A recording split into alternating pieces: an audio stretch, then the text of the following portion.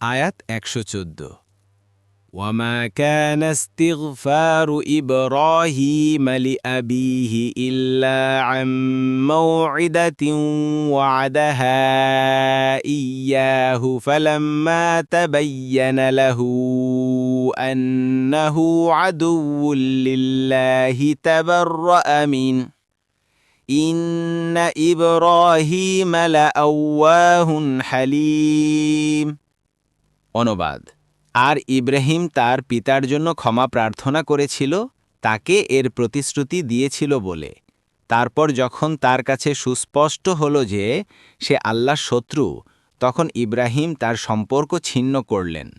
ইব্রাহিম তো কোমল হৃদয় ও সহনশীল তাফসির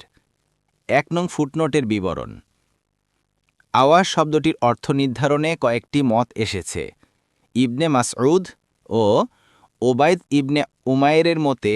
এর অর্থ বেশি বেশি প্রার্থনাকারী হাসান ও কাতাদাহ বলেন এর অর্থ আল্লাহর বান্দাদের প্রতি বেশি দরদি ইবনে আব্বাস বলেন এটি হাবশী ভাষায় মুমিনকে বোঝায় কালবি বলেন এর অর্থ যিনি জনমানব শূন্য ভূমিতে আল্লাহকে আহ্বান করে কারো কারো মতে বেশি বেশি জিকিরকারী কারো কারো মতে ফকিহ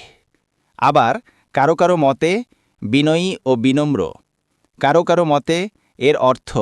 যিনি নিজের গুনাহের কথা স্মরণ হলেই ক্ষমা প্রার্থনা করতে থাকেন কারো কারো মতে এর অর্থ